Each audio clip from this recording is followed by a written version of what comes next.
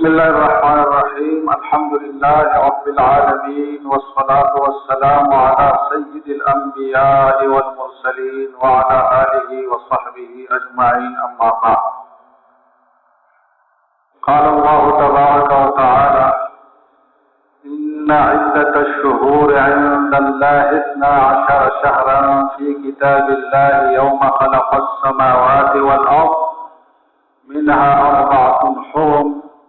ذلك الدين القيم فلا تظلموا فيهن أنفسكم وقاتلوا المشركين كافة كما يقاتلونكم كافة واعلموا أن الله مع المتقين. وعن أبي بكر رضي الله تعالى عنه قال: رأيت رسول الله صلى الله عليه وسلم على المنبر والحسن بن علي إلى جنبه وهو ينظر إلى الناس تارة وإليه أخرى ويقول: إن ابني هذا سيد ولعل الله يصلح به بين فئتين عظيمتين من أمتي. وعن أبي سعيد الخدري رضي الله تعالى عنه قال رسول الله صلى الله عليه وسلم: الحسن والحسين سيدا شباب أهل الجنة. وعن أبي هريرة رضي الله تعالى عنه قال: قال رسول الله صلى الله عليه وسلم: أفضل الصيام بعد شهر رمضان صوم شهر الله المحرم، وأفضل الصلاة بعد الفريضة صلاة الليل. گرامی قدر حاضرین، یہ جو مہینہ جس میں ہم جی رہے ہیں، اس کے دن رات ہم گزار رہے ہیں، یہ بہت ہی مقدس اور بابرکت مہینہ ہے. اس مہینے کا جو تقدس ہے، اس کی جو فضیلت ہے، اس کی جو برتری ہے، اس کی جو فوقیت ہے اور اس کی جو اعلیٰ شان ہے، یہ ابدی اور ازلی ہے. یعنی ایسا نہیں ہے کہ بعد میں اس مہینے کو یہ حیثیت دی گئی کسی خاص واقعہ اس مہینے میں واقع ہونے کی وجہ سے، ایسا نہیں ہے. اس مہینے کا جو تقدس ہے، یہ خالص اللہ کی دین ہے جو اللہ تعالیٰ نے اس مہینے کو دیا ہے، اور وہ کسی خاص واقعے کی روح سے نہیں ہے کہ اس مہینے میں کوئی خاص کارنامہ سر انجام پایا ہے، کوئی واقعہ ہوا ہے تو اس واقعے کی وجہ سے اس مہینے کی فضیلت ہے. ایسا نہیں ہے، بلکہ جس دن اللہ تعالیٰ نے زمین و آسمان پیدا کیے ہیں، اسی دن سے اللہ تعالیٰ نے کچھ مہینوں کو ایک اضافی احترام اور تقدس عطا فرمایا ہے. جو آیت کریمہ میں نے تلاوت کی ہے، سورۃ توبہ کی آیت نمبر 36، اس میں اللہ تعالیٰ نے بات فرمائی ہے کہ مہینوں کی شمار، سال کے مہینوں کی شمار تو 12 مہینے ہیں، اور ان 12 مہینوں میں 4 مہینے مقدس اور خاص احترام والے ہیں، جن میں قتل و قتال اور ایک دوسرے کو ضرر رسانی بہت زیادہ سنگین جرم ہے بنسبت عام دنوں کے، اور ان مہینوں میں کوئی بھی عبادت وہ بہت زیادہ فضیلت والا اور بہت زیادہ باعث ثواب ہے بنسبت اور دنوں کے. تو دونوں جہتوں سے اس کا تقدس ہے. اس میں جرم بھی بہت سنگین شمار کیا جائے، اور اس میں اگر کوئی نیکی کا عمل کیا جائے تو وہ بھی بہت ہی زیادہ ثواب والا اور بہت ہی عظیم صلہ پانے والا عمل قرار پائے. 4 مہینے ذوالقعدہ ہے، ذوالحجہ ہے، محرم ہے، یہ 3 مہینے تو مسلسل ہے، اور 1 مہینہ رجب کا ہے جو 5 مہینے کے فاصلے سے ہے. اب یہ اللہ تعالیٰ کی حکمت ہے اور اللہ تعالیٰ کے علم میں ہے کہ 3 مسلسل مہینے کو یہ اضافی احترام عطا فرمایا، اور 1 مہینہ 5 مہینوں کے فاصلے کے بعد سے 1 مہینے کو اضافی تقدس عطا فرمایا. تو یہ اللہ کی ذات کا فیصلہ ہے، جو عظیم و حکیم ذات ہے، اور ان کے ہر فیصلے کی حکمت اور علت ہمیں معلوم ہونا کوئی ضروری بھی نہیں اور معلوم ہو بھی نہیں سکتی. بس صرف اتنا ایمان ہے کہ اللہ نے فضیلت دی ہے، اور صرف اتنی بات کافی ہے کہ اللہ نے فضیلت دی. تو میں یہ عرض کر رہا تھا کہ اس مہینے کا جو تقدس اور فضیلت ہے، یہ ازلی ہے، ہمیشہ سے ہے اور ابدی ہے، ہمیشہ کے لیے ہوگا تا یوم قیامت ہوگا. اس کا کسی خاص واقعہ سے کوئی لنک اور ربط نہیں ہے. اس بات پر میں اس لیے زور دے رہا ہوں کہ آگے میں ایک بات عرض کروں گا تو اس کے لیے یہ بات ایک اصول کی حیثیت رکھتا ہے. پھر اس مہینے میں کچھ تاریخی واقعات ایسے رونما ہوئے جس کی وجہ سے اور بھی اہمیت بڑھ گئی. لیکن اگر صحیح تعبیر ہم کرے تو یوں تعبیر ہوگی کہ اس مہینے میں تاریخ کے تسلسل میں پھر جو بھی واقعات رونما ہوئے تو ان واقعات کی اہمیت اس وجہ سے ہے کہ اس مہینے میں واقع ہوا ہے، یعنی اس ظرف کی اہمیت اس مظروف کی وجہ سے نہیں ہے، بلکہ اس مظروف کی اہمیت اس وجہ سے ہے کہ یہ ظرف اہم تھا۔ چنانچہ اس مہینے میں فرعون اور آل فرعون سے حضرت موسیٰ علیہ السلام اور ان کے اتباع اور اصحاب کو نجات جو ملی اور فرعون کی ہلاکت واقع ہوئی، صحیح احادیث میں یہ بات ثابت ہے کہ وہ اسی دن ہوا ہے، محرم کے مہینے میں ہوا ہے۔ اس واقعے کی اہمیت اور فضیلت اس سے مزید بڑھ گئی کہ یہ محرم کے دن میں واقع ہوا ہے۔ ہم یہ نہیں کہیں گے کہ محرم اس لیے افضل ہے کہ آل فرعون سے موسیٰ اور ان کے اتباع رضی اللہ تعالیٰ عنہ کو نجات ملی تھی، بلکہ ہم الٹا بات کہیں گے۔ اس مہینے میں جو واقعات واقع ہے ان کی اہمیت اس مہینے کی وجہ سے ہے، نہ یہ کہ اس مہینے کی اہمیت ان واقعات کی وجہ سے۔ پھر اس مہینے کی ازلی اور ابدی اہمیت کو پیش نظر رکھتے ہوئے تشریعی اہمیت بھی اس مہینے کو دی گئی۔ ایک ہے تکوینی اہمیت جو اس آیت میں بیان ہوئی ہے، اور ایک ہے تشریعی اہمیت کہ کچھ شرعی احکام بھی اس مہینے سے وابستہ کیے گئے، جن میں سب اعمال کی فضیلت اس مہینے میں زیادہ ہے، لیکن خصوصاً جو فضیلت وارد ہوئی ہے وہ روزے سے وارد ہوئے ہیں۔ چنانچہ حدیث میں یہ بات ہے کہ اس مہینے کے ایک دن کا روزہ باقی مہینوں میں پورے مہینے میں 30 دن کے روزے رکھنے کے برابر ہے، اور اس مہینے کا جو 10 محرم کا روزہ ہے، جس میں یہود کے مشابہت سے بچنے کے لیے 9 یا 11ویں محرم کا بھی رکھا جاتا ہے، لیکن اصل جو روزہ ہے وہ 10 محرم کا ہے۔ تو اس میں 30 مہینوں کے ساتھ معادلے اور برابری والی بات بھی ہے، اور مزید فضیلت یہ ہے کہ یکفر السنۃ التی قبلھا، کہ یہ روزہ مؤثر بماضی بھی ہے، کہ اس سے صرف انسان کا حال نہیں سدھرتا بلکہ اس کی ماضی بھی سدھرتی ہے اس کی وجہ سے، اور ایسی چیزیں بہت قوی التاثیر ہوتی ہے جو مؤثر بماضی ہو۔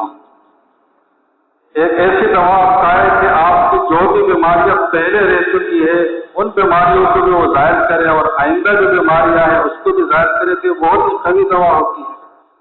ورنہ ہمیشہ پیش بندی کے طور پر چیزیں استعمال ہوتی ہیں۔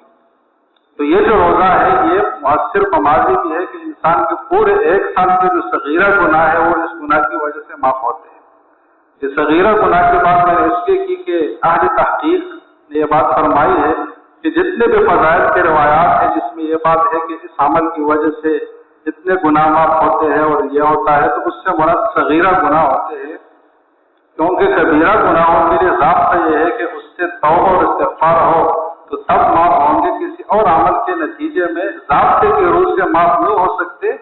اگر اللہ کا خصوصی فضل ہو جائے تو وہ پھر ایک الگ بات ہے، لیکن ضابطہ یہ ہے کہ کبیرہ گناہ سے جان چھڑانے کے لیے ایک تو فوراً اس کو ترک کرنا ہے، مستقبل میں اس کے حوالے سے عزم دل میں کرنا ہے کہ اس سے بچنا ہے، اور اس پر ندامت کا اظہار بھی دل میں کرنا ہے۔ ان 3 باتوں کے مجموعے کو توبہ کہا جاتا ہے، تو یہ توبہ ضروری ہوتا ہے کبیرہ گناہ کی معافی کے لیے۔ لیکن صغیرہ گناہ کی معافی جو اس روزے کے نتیجے میں واقع ہوتی ہے وہ بھی کوئی معمولی چیز نہیں ہے، اس لیے کہ یہ صغیرہ گناہ جمع ہو کر ہمارے نفس کو، ہمارے اندر اور باطن کو آلودہ کر لیتی ہے، اور جب نفس اور دل آلودہ ہو جائے تو پھر کبیرہ گناہ پر بھی ہمت بڑھتی ہے، اور پھر کبیرہ بھی کبیرہ نہیں نظر آتا، اس پر جرأت آدمی کو حاصل ہو جاتی ہے۔ لیکن جب صغائر سے بھی آدمی بچے تو کبیرہ گناہ اس کو واقعی ایک پہاڑ نظر آتا ہے، اور پھر اس سے بچنے کا جو اہتمام ہے وہ انسان کر لیتا ہے۔ تو صغیرہ گناہوں سے نفس کا اور دل کا پاک ہونا یہ بھی کوئی معمولی نعمت نہیں ہے جو اس روزے کے نتیجے میں ہمیں مل رہی ہے۔ تو انشاءاللہ کل یہ روزہ ہم رکھیں گے یا نہیں رکھیں گے؟ کون کون رکھے گا آپ بتائیں ذرا؟ ماشاءاللہ۔ تو جنہوں نے آج کا روزہ رکھا ہے وہ کل کا روزہ رکھیں گے، اور جو آج نہیں رکھ سکے تو کل کے ساتھ پرسوں کا بھی رکھ لیں۔ یہ بھی ضمن میں ایک بات عرض کروں کہ یہ جو حکم کے 9 کے ساتھ 10ویں کے روزے کے ساتھ 9 یا 11 کو ملایا جائے، اس کی علت خود حدیث ہی میں ہے کہ ہم یہودیوں کے مشابہت سے بچنے کے لیے ایسا کریں گے۔ حضور صلی اللہ علیہ وسلم نے فرمایا کہ آئندہ سال اگر ہمیں موقع ملا تو ہم 9ویں دن کو بھی روزہ رکھیں گے تاکہ یہود کے ساتھ مشابہت نہ ہو، کیونکہ اسلام ایک مکمل ضابطۂ حیات ہے، الف سے لے کر یا تک اس میں تمام احکام اپنے ہیں، جینین ہے، کسی اور چیز سے محفوظ نہیں ہے، کسی اور کی تخلیق اسلام میں نہیں پائی جاتی۔ جو بھی چیزیں ہیں یہ بذات خود ہے، مستقل ہے، اللہ کی وحی سے مستفاد ہے۔ تو کوئی ایسی صورت شریعت کو اور شریعت کی غیرت کو برداشت نہیں ہے کہ وہ کسی اور مذہب سے کوئی چیز لے یا کسی اور مذہب سے ظاہری مشابہت بھی پیدا کرے۔ چنانچہ ہمارے جتنے بھی طور و اطوار ہیں زندگی کے، ہمارے عقائد سے لے کر ہمارے اعمال، افعال، اقوال، لباس، پوشاک، زیب و زینت کے طریقے، کھانے پینے کے طریقے، جو بھی زندگی کے متعلقہ شعبے ہیں،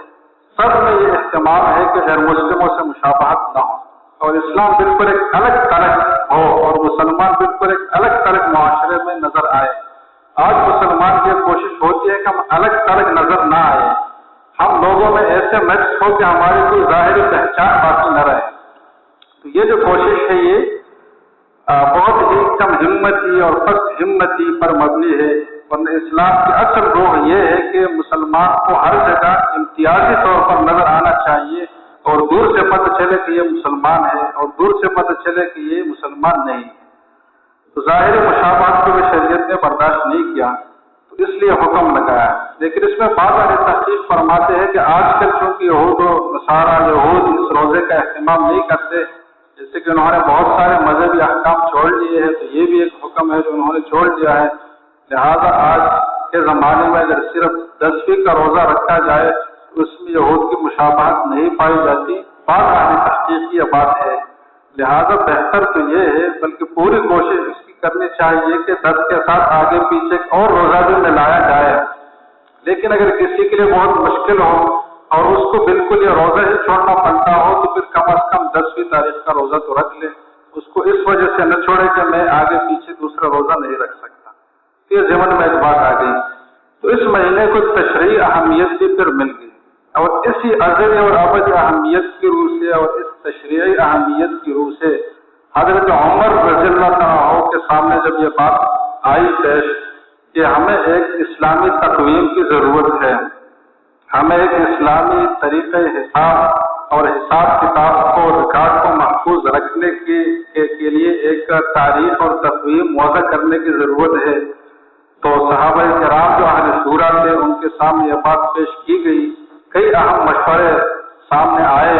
اور اگر اس زمانے میں ہم ہوتے اور یہ جذباتی کیفیت ہوتی جو آج کل ہم پر مسلمانوں پر اس کا غلبہ ہے، تو ہم یہ فیصلہ خطا نہ کرتے جو صحابہ کرام نے کیا ہے۔ مجھے 100% یقین ہے کہ ہم باقی جو 2 فیصلے ہیں وہ کرتے۔ کیا آپشن سامنے آئے؟ پہلی بات یہ تھی کہ حضور صلی اللہ علیہ وسلم کی ولادت بسعادت ایک بہت بڑی نعمت ہے تمام انسانیت کے لیے۔ اس کو قرآن کریم نے بیان فرمایا، لقد من اللہ علی المؤمنین اذ بعث فیہم رسولا من انفسہم، اور اس سے بڑھ کر اور اس سے کوئی نعمت بڑھ کر ہو ہی نہیں سکتی رسول اللہ صلی اللہ علیہ وسلم کی بعثت سے، اس لیے کہ رسول اللہ صلی اللہ علیہ وسلم کی ذات گرامی اگر نہ ہوتی اور ان کے ذریعے سے وحی کی تعلیمات ہمیں نہ ملتی تو بل ہم کالانعام ان ہم کالانعام بل ہم اضل، ہم جانوروں سے بھی بدتر زندگی گزار رہے ہوتے۔ تو ہمیں یہ جو انسانیت ملی ہے اور ہمیں جو انسانیت کے اظہار کا جو طریقہ ملا ہے یہ رسول اللہ صلی اللہ علیہ وسلم کے ذریعے سے ملا ہے، تو سب سے بڑے محسن ہمارے وہ ہے اس کائنات میں، اور سب سے بڑی نعمت ان کا ہمیں مل جانا ہے بطور پیغمبر کے۔ تو پہلا آپشن اور پہلا مشورہ یہ سامنے آیا کہ حضور صلی اللہ علیہ وسلم کی ولادت کی تاریخ کو سب سے پہلی تاریخ قرار دی جائے اور اس مہینے کو سب سے پہلا مہینہ قرار دیا جائے اور اس سال کو سب سے پہلا سال اسلامی تقویم کا قرار دیا جائے، اور اس طریقے سے پھر جو واقعات ہیں ان کی تاریخیں طے کی جائے۔ دوسرا مشورہ یہ آیا کہ رسول اللہ صلی اللہ علیہ وسلم کی وفات ایک بہت بڑا سانحہ تھا، امت کے لیے بہت بڑی مصیبت تھی، اور اس امت کے لیے اس سے بڑھ کر کوئی مصیبت نہیں تھی، جیسے کہ صحابہ کرام نے بات بڑی وضاحت سے فرمایا حدیث میں ہے کہ اس دن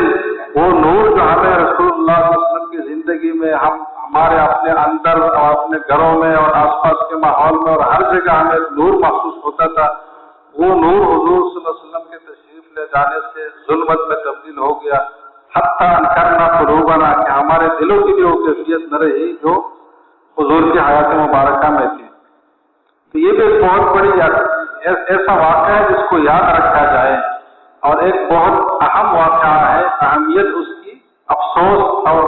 غم کے حوالے سے ہے کہ اتنے بڑے غم سے یہ امت کے بھی دو چار نہ ہوئی اور نہ ہوگی، تو حضور صلی اللہ علیہ وسلم کی رحلت ہے۔ تو دوسرا مشورہ یہ تھا کہ اس کو ابتدائی تاریخ اور اس مہینے کو پہلا اور اس سال کو پہلا قرار دیا جائے، لیکن صحابہ کرام نے ان دونوں باتوں کو کلک نہیں کیا اور منتخب نہیں کیا۔ اس کی وجہ یہ تھی کہ اسلام ایک ایسا مذہب نہیں ہے جو ماضی کی یادوں میں انسانوں کو گم کر دے اور مستقبل کے لیے اس کو عمل پر ہمت دلانے کے لیے کوئی سامان اس میں نہ ہو، کوئی ترغیب اور کوئی بڑھاوا اس میں نہ ہو۔ اسلام ایسے طرز عمل کو نہیں چاہتا کہ انسان اپنے ماضی ہی پر روتا رہے، اپنے ماضی ہی پر خوش ہوتا رہے اور مستقبل سے غافل نہ ہو۔ جیسے کہ آج کل ہماری حالت ہے، ہم اپنی تاریخ پر فخر کرتے ہیں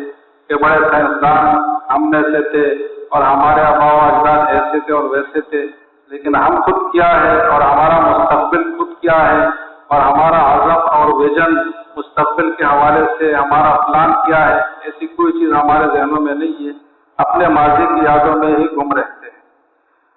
تو صحابہ کرام نے اسلام کا مزاج سمجھا تھا کہ اسلام اس مسلمان کو اس طرح نہیں چاہتا،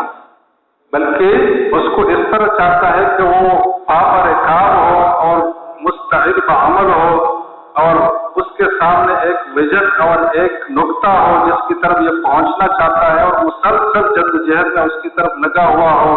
اس کی ساری پلاننگ، اس کا قیام و قعود اور ساری کوششیں اس کے حوالے سے ہو،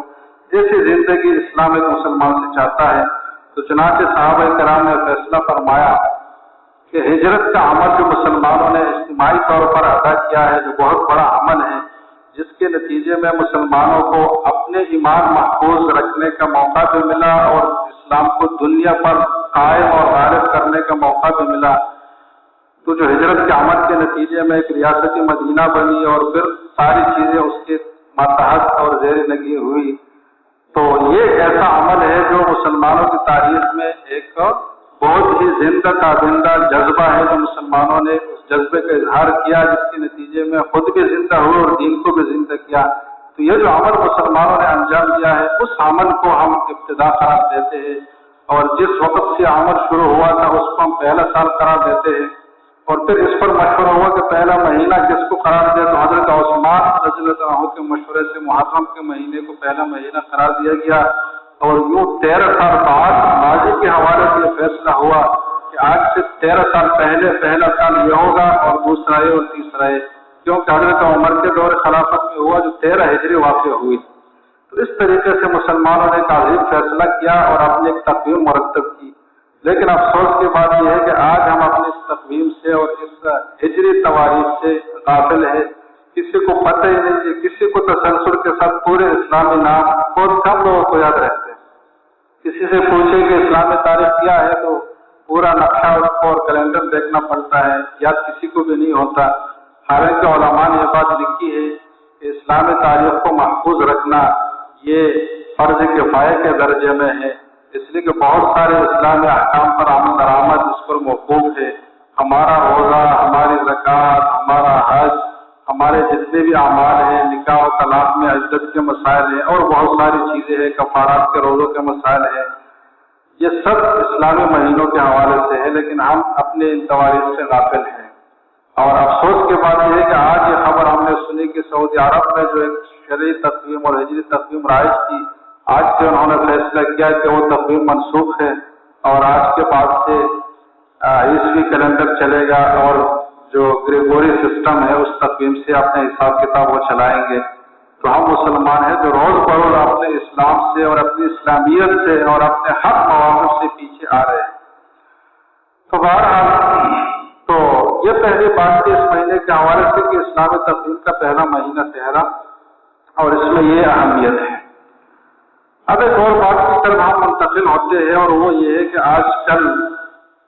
ہم اہل تشیع کی اور دوسرے لوگوں کی بات نہیں کرتے، اپنے سنی پکے سنی خالص مسلمانوں کی بات کرتے ہیں کہ ان کے ذہنوں میں بھی یہ بات بیٹھی ہوئی ہے، راسخ ہو گئی ہے کہ یہ مہینہ بہت منحوس مہینہ ہے، اس میں کاروبار کریں گے تو منحوس، اس میں شادی بیاہ کریں گے تو منحوس، اس میں کوئی ولیمے کی دعوت ہوگی تو منحوس، اور اس میں کوئی بھی ایکٹیویٹی ہوگی تو نحوست بری ہوگی۔ اور یہ مہینہ غم کے اظہار کا مہینہ ہے، یہ کالے کپڑے پہننے کا مہینہ ہے، یہ خوشی کے اظہار کا نہیں ہے، یہ منحوس مہینہ، یہ چیزیں ہمارے ذہنوں میں بیٹھی ہوئی ہے۔ اب ان چیزوں کی بنیاد کیا ہے؟ تو کوئی بھی اس کی بنیاد نہیں ہے، کوئی ضعیف سے ضعیف روایت بھی نہیں ہے۔ یہ محض پروپیگنڈا کے زور پر ہمارے ذہنوں میں یہ بات بٹھائی گئی ہے کہ آج گلوبلائزیشن اور عالمگیریت اور میڈیا کا دور ہے، تو ایک ملک میں جو کچھ ہوتا ہے وہ دوسرے ملک میں بھی نظر آتا ہے اور لوگ اس سے متاثر ہوتے ہیں۔ تو جو ایک خاص طبقہ ہے مسلمانوں میں، ان کا تو یہ نظریہ ہے کہ یہ ساری چیزیں ہیں، تو ان کے ابلاغات اور نشریات اور اعمال اور جو حرکات سکنات ہیں وہ دیکھ دیکھ کر سن کر ہمارے ذہنوں میں بھی یہ بات راسخ ہو گئی ہے، یہ مہینہ نعوذ باللہ کوئی نحوست والا اور بے برکتی والا مہینہ ہے، جبکہ ایسی کوئی بھی بات نہیں ہے۔ سب سے مقدس اور بابرکت مہینہ ہے۔ شادی بیاہ اگر کسی نے کرنی ہے تو اس مہینے میں ہی کریں،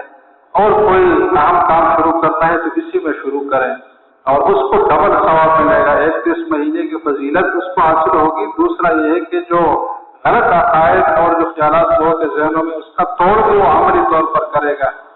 تو یہ اس حدیث کے زمرے میں شامل ہو سکتا ہے کہ جس نے اس سنت پر عمل کیا، جس کو چھوڑ دیا گیا ہو تو اس کو 100 شہیدوں جیسا ثواب ملے گا۔ تو یہ اس زمرے میں یہ بات شامل ہو سکتی ہے اگر اس مہینے میں کوئی آدمی یہ ہمت کرے اور کوئی اس طرح کے پروگرام اور اس طرح کے کام جس کو لوگ اس مہینے میں مناسب نہیں سمجھتے اس کو انجام کرتے ہیں۔ یہ چیزیں پروپیگنڈے کے زور پر ہمارے ذہنوں میں بٹھائی گئی، اور بہت سارے غلط خیالات مسلمانوں کو پروپیگنڈے اور میڈیا کے ذریعے سے متاثر کیا گیا ہے۔ اور یہ پروپیگنڈا ایسی چیز ہے جس سے آدمی کا متاثر ہونا یہ آدمی کے نیچر اور فطرت میں شامل ہے۔ یہ انسانی کمزوری ہے کہ جب بات بہت جوانب اور اطراف سے اس کو کہی جائے تو وہ خود بھی ڈاواڈول ہو جاتا ہے اور جو پہلے کے خیالات ہیں اس کو چھوڑ لیتے ہیں۔ ایک لطیفہ مشہور ہے کہ ایک شخص جا رہا تھا تو بکری کا بچہ بغل میں دبائے جا رہا تھا، تو 3 ٹک تھے، انہوں نے فیصلہ کیا کہ اس شخص کو دھوکہ دے رہا ہے اور یہ بکری کا بچہ اس سے چھیننا ہے۔ تو فاصلے سے بیٹھ گئے، تو جب ایک ٹک کے پاس سے گزرے تو اس نے کہا کہ میاں کیا کر رہے ہو، کہاں جا رہے ہو؟ جناب ٹھیک ہے آپ کا، یہ کتے کا بچہ تم نے بغل میں دبایا ہوا ہے، پکڑا ہوا ہے، اس کیا کر رہے آپ؟ تو اس نے دیکھا کہ وہی یہ کیا بات اس نے کی، تو مطمئن ہوئے کہ یہ کتے کا نہیں بکری کا بچہ ہے، تو چل پڑے آگے۔ دوسرے تک نے دیکھا تو اس نے آواز دی کہ میاں کہاں جا رہے ہو، یہ پاگل ہو گئے، تم کیا کر رہے ہو، کتے کے بچے کا کیا کرنا ہے، بغل میں دبایا رکھ کے جا رہے ہیں۔ تو اس کو تھوڑا شک ہو گیا کہ یار واقعی مجھے تو ایسا لگتا ہے کہ کوئی مسئلہ گڑبڑ ہے، اور ہو سکتا ہے کہ نظر کا دھوکہ ہو اور میں بکری سمجھ رہا ہوں کتا ہوں، لیکن پھر بھی اس نے کوئی نظر انداز کے اس کو آگے چلے۔ تو تیسرے جب بات کہی تو اس نے پہن کے اس کو فوراً بات پڑے کہ بھائی یہ واقعی کوئی مسئلہ ہے میرے ساتھ۔ تو اس طرح ایک بات جب بار بار کہی جائے تو لوگ اس سے متاثر ہوتے ہیں۔ تو ہمیں بھی متاثر کیا گیا ہے، لیکن ہم نے ان تصورات کی نفی کرنی ہے، اپنے ذہنوں سے ان خیالات کو نکالنا ہے۔ یہ کوئی نحوست والا مہینہ نہیں ہے، اور اس میں کسی قسم کی نحوست کا کوئی بھی پہلو نہیں ہے، بلکہ کسی بھی وقت میں نہیں۔ یہ نحوست انسان کے اپنے عمل کے حوالے سے ہے۔ کسی بھی انسان کے لیے وہ لمحہ منحوس ترین ہے جس لمحہ خدا اس سے ناراض ہو جائے اور خدا اس سے ناراض ہو، اور وہ لمحہ سعادت ترین اور خوش ترین لمحہ ہے جس میں اللہ کو راضی کرے۔ تو یہ بات ہے۔ اب اس بات کو آگے بڑھاتے ہیں، تو جو یہ بات ہے کہ یہ مہینہ منحوس ہے، تو کیوں منحوس ہے جناب؟ اس لیے کہ اس میں کربلا کا واقعہ ہوا، جس میں بہت بڑا ظلم ہوا اہل بیت کے ساتھ، اور ان کو بے دردی کے ساتھ شہید کیا گیا، تو اس لیے یہ مہینہ منحوس ہے۔ اب اس بات کا تھوڑا تجزیہ کرتے ہیں کہ یہ دلیل واقعی اس کی نحوست کی دلیل بن بھی سکتی ہے، یہ بھی میڈیا کا زور اور پروپیگنڈے کا زور ہے۔ تو اس کی گہرائی میں اگر آپ جائیں تو شہادت حسین رضی اللہ عنہ کے 2 پہلو ہیں۔ ایک خود حضرت حسین اور ان کے ساتھ جو حضرات شہید ہوئے اور جنت میں پہنچے، ایک پہلو ان کے لیے ہے، اور دوسرا پہلو ان لوگوں کے لیے ہے تو اس عظیم جرم کے مرتکب ہوئے جنہوں نے اپنی ابدی شقاوت لکھوا ڈالی اور اپنے آپ کو جہنم کا مستحق قرار دیا۔ دوسرا پہلو ان قاتلین حسین کے لیے ہے۔ تو یہ دن اور یہ مہینہ قاتلین حسین کے لیے یقیناً منحوس ہے، اس لیے کہ انہوں نے اتنا بڑا جرم اس دن میں کیا ہے کہ دنیا میں بھی اس کی سزا ان کو ملی اور آخرت میں بھی سزا ہے، اور رسول اللہ صلی اللہ علیہ وسلم کو کتنا انہوں نے ناراض کیا اور اللہ تبارک و تعالیٰ کو کتنا انہوں نے ناراض کیا۔ تو واقعی ان کے لیے تو بہت منحوس دن اور بہت منحوس مہینہ ہے، اتنے بڑے جرم کے مرتکب وہ ٹھہرے۔ لیکن خود حضرت حسین اور ان کے اتباع رضی اللہ تعالیٰ عنہ اجمعین کے لیے کوئی نحوست والی بات اور پہلو اس میں نہیں ہے، اس لیے کہ وہ اس نعمت سے سرفراز ہوئے، اس نعمت سے ہمکنار ہوئے جس کی بنیاد پر ان کے لیے یہ بشارت دی گئی تھی، اور اس بشارت کی تکمیل اس شہادت پر موقوف تھی کہ الحسن والحسین سیدا شباب الجنہ۔ اب حضرت حسین رضی اللہ عنہ جنت میں کیسے پہنچے؟ اس طریقے سے کہ وہ شہید ہوئے پھر اللہ کے ہاں جنت میں پہنچے۔ تو یہ جو مرحلہ تھا حضرت حسین کے لیے جنت میں پہنچنے اور اللہ کی مرضیات میں پہنچنے کا مرحلہ تھا،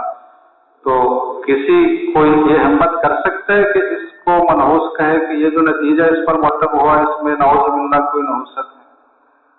تو نحوست ہے ان لوگوں کے لیے جو قاتلین حسین ہے، اور آج کا جو طبقہ ہے یہ بھی در حقیقت اس قاتل طبقے کے وارثہ ہے، تو آج ان کے لیے منحوس ہے۔ لیکن ہم اہل سنت کے لیے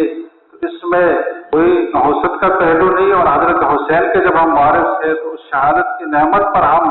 فخر کا اظہار کریں کہ ہمارے ان حضرات بڑے حضرات نے اتنی ہمت اور مردانگی کے ساتھ باطل کا مقابلہ کیا اور اپنی جان دے دی، شہادت کی نعمت ان کو ملی، بڑے درجات تک پہنچے، جنت کے جوانوں کی سرداری کی نعمت ان کو ملی، تو اس پر ان کو خوش ہونا چاہیے، تو ہمیں بھی اس نتیجے پر خوش ہونا چاہیے۔ اب یہاں دو چیزیں الگ ہیں، ایک عمل نتیجہ، تو اس عمل واقع ہونے پر تو ہمیں اس لحاظ سے افسوس ہے کہ حضرت حسین جیسی عظیم ہستی کو اس طریقے سے دنیا سے رخصت کیا گیا جو ان کے شاعر نشان نہیں تھا، اور اس پر افسوس کرنا بھی چاہیے۔ لیکن جو الٹیمیٹ رزلٹ، جو آخری نتیجہ مرتب ہوا حضرت حسین کی شہادت، وہ کوئی باعث افسوس چیز نہیں ہے، کسی بھی شہید کی شہادت اس حوالے سے وہ باعث افسوس نہیں ہے۔ تو آج کے مسلمان اگر اپنے بیٹے اور بھائی کی شہادت پر خوشی کا اظہار کرتے اور ان کی حوصلہ افزائی کی جا سکتی ہے، تو ہم اگر حضرت حسین کی اس نعمت عظمیٰ ملنے پر ان کے حق میں خوشی کا اظہار کریں تو یہ بھی کوئی اچنبے کی بات نہیں ہے۔ بات یہی ہے، لیکن یہ اصل بات اس لیے نہیں لگ رہی، اچنبا پن اس میں اس لیے لگ رہا ہے کہ پروپیگنڈے کے زور پر یہ بات ہمارے ذہن میں بٹھا دی گئی ہے کہ یہ نحوست والا کام ہوا ہے، اور اس پہ ہمیں کبھی بھی کسی بھی پہلو پر اس میں کوئی اطمینان اور خوشی کی بات نہیں ہے۔ اس لیے تو ایک شاعر نے کہا تھا کہ روئے وہ جو منکر ہے حیات شہداء کے، ہم زندہ جاوید کا ماتم نہیں کرتے۔ ہمارا جب یہ عقیدہ ہے کہ حضرت حسین کو شہادت ملی ہے اور اللہ کے ہاں ان کو حیات ملی ہے، تو اس دنیا کی زندگی سے کروڑ ہر بہت گنا زیادہ ان کے لیے باعث سرور اور باعث نعمت ہے، تو کیسے ہم افسوس کر سکتے ہیں؟ ہم ان لوگوں کے عمل پر افسوس کر سکتے جنہوں نے برا کام کیا، اور حضرت حسین کی جدائی پر افسوس کر سکتے ہیں، لیکن ایسے جو واقعات ہوتے ہیں وہ ایک لمحے کے لیے اور ایک خاص وقت تک کے لیے افسوس کا باعث ہوتے ہیں۔ اگر کسی کا بیٹا فوت ہو تو اس کو صدمہ تو ہوگا، لیکن اگر وہ اس صدمے کو عبادت کا درجہ دے اور ہر سال جب وہ وقت آئے تو اس صدمے کو باقاعدہ نبھائے اور منائے اور اس کا اظہار کرے اور اس میں ثواب سمجھے، تو یہ بالکل پھر ایک الگ بات بن جاتی ہے۔ غم پر اظہار، غم کے اظہار اور کسی ناخوشگوار واقعہ پر غمزدہ ہونے سے ہٹ کر اس میں ایک الگ بات اضافی بڑھائی جاتی ہے کہ یہ الگ سے باعث ثواب ہے اور الگ سے اس کی اہمیت ہے کہ ایسا کیا جائے، اور اگر کوئی ایسا نہیں کرتا تو اس کی اصل محبت اہل بیت میں کمی ہے اور خامی ہے۔ تو یہ بات بھی غلط ہے، کیونکہ اسلام اس بات کا حوصلہ افزائی نہیں کرتا کہ غم کا اظہار کیا جائے برمنا طریقے سے، اور یہ کہ بار بار اور جو اس تاریخ آنے پر ایک تسلسل اس کو دیجیے اور باقاعدہ زندگی کا حصہ اس کو بنایا جائے۔ حضرت زینب رضی اللہ تعالیٰ جب فوت ہوئی تو خواتین رونے لگی، حضرت عمر نے کوڑے سے ان کو روکنا اور شدت سے منع کرنے کی ٹان دی، لیکن جب حضور صلی اللہ علیہ وسلم کو بات پہنچی تو ان کو منع فرمایا اور خواتین کو یہ نصیحت فرمائی کہ ایاکن ونعیق الشیطان، فمهما كان من القلب ومن اللسان فمن الله ومن الرحمة ومهما كان من اليد